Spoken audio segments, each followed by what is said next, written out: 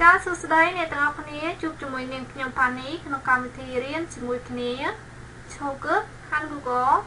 1.3 ចានេះជាលើកទី3ហើយដែលខ្ញុំបានបង្ហោះវីដេអូនេះហើយប្រសិនបើការនិយាយស្តីរបស់ខ្ញុំមានកំហុសខុសឆ្គងត្រង់ណានោះសូមអភ័យទោសទុកជាមុនផងណាចានៅពេលនេះដែរខ្ញុំនឹងលើកយក EK មកបង្ហាញជូនអ្នកទាំងអស់គ្នាញ៉ងសានាម EK ចឹងខ្ញុំមកទាំងអស់គ្នា E Pachim isute ចាំបានន័យថា E នេះវាប្រើជាមួយនឹងនាមណាដែលបញ្ចប់ដោយមានជញ្ជាក់ចម្រោះណៃខា Pachim obstilte បានន័យថាវាប្រើជាមួយនឹងនាមណាដែលបញ្ចប់ដោយគ្មានជញ្ជាក់ចម្រោះចឹងយើងអានខាងក្រោមទាំងអស់គ្នា E chip TV television television នេះណៃខា 자동차가 자전거가ចឹងយើងអានពាក្យខាងក្រោមទាំងអស់គ្នាថាណពាក្យ chip ផ្ទះ television ទូរទស្សន៍ 자동차 ឡាន 자전거 កង់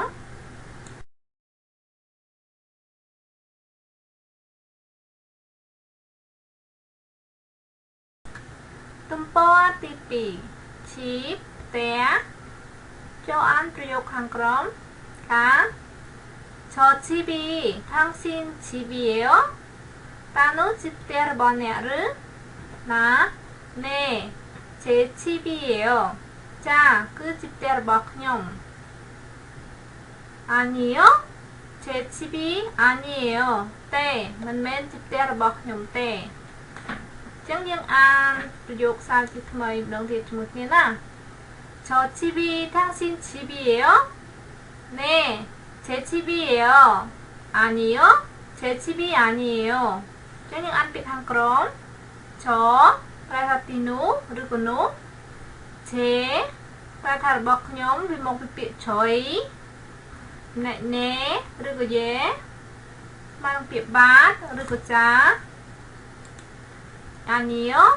ទេមិនមែនទេ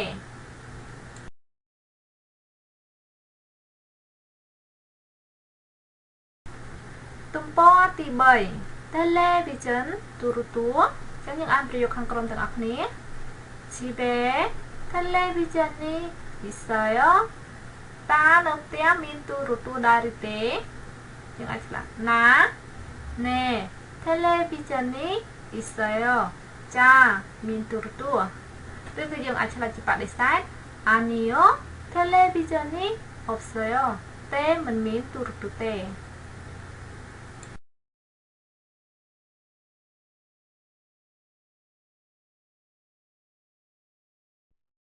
ទំព័រទី4 자동차 រថយន្តឡានអានប្រយោគខាងក្រោមទាំងអស់គ្នា 저는 자동차가 없어요. 저는 자동차가 없어요. ចាយើងចូលមកពាក្យថា 없어요 វាមកពីពាក្យ opta ដែលបំបែកជាមួយនឹង oayo អញ្ចឹងពេលដែលយើងអានយើងមកខាងក្រោយ i វាមិនអាចបញ្ចេញសំឡេងបានអញ្ចឹងគឺយើងត្រូវតែងជើង siut ដើម្បីមកបញ្ចេញសំឡេងជំនួសកន្លែងយើងអញ្ចឹងយើងអានថា 없어요 អញ្ចឹងអានជាមួយខ្ញុំភាសាទៀតណា 저는 자동차가 없어요. ខ្ញុំមិនមានរថយន្តទេ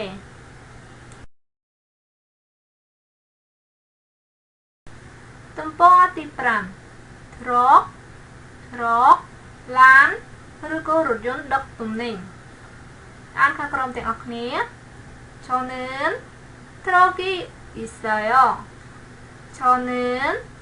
트럭이 있어요. ខ្ញុំមានរថយន្តដឹកទំនិញ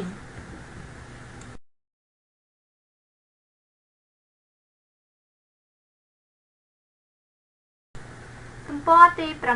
6 자전거 កង់ចឹងយើងអានប្រយោគខាងក្រោមទាំងអស់គ្នា 자전거가 정말 예뻐요. 자전거가 정말 예뻐요. កង់ពិតជាស្អាតមែន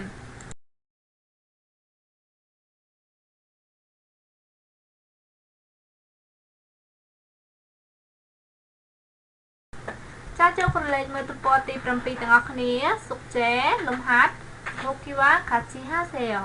ចូលជ្រើសរើសនៅចម្លើយដែលត្រឹមត្រូវនាងសានាមអ៊ីកាចឹងយើងមើលពាក្យនាមទាំងអស់នេះតើយើងគួរយកវាមកដាក់ជាមួយនឹងអ៊ីឬក៏កាចឹងចូលអានខាងក្រោមទាំងអស់គ្នាទី1អើយសាគ្រូពេទ្យទី2ថលខែទី3អ៊ំម៉ាម៉ាក់ឬក៏ម៉ែទី4ឃុងបាល់ទី5អ៊ីបស្លឹកឈើទី6អ៊ីបមាត់ទី7គីមឈីស្ពៃជ្រក់ទី8ស៊ីកេនីលីកាចឹងយើងមើលទី5និងទី6ពាក្យថាអ៊ីបចាប់ពេលដែលយើងស្លឹកឈើនិងមាត់ពេលដែលយើងអានគឺវាបញ្ចេញសំឡេងដូចគ្នា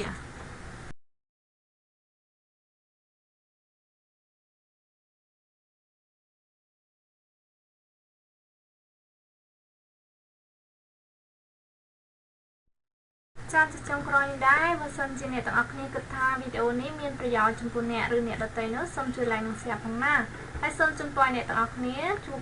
តែសុភមង្គលក្នុងគ្រួសារនិងមានសុខភាពល្អចាយើងនឹងជួបគ្នានៅសប្តាហ៍ក្រោយចាសូមអរគុណ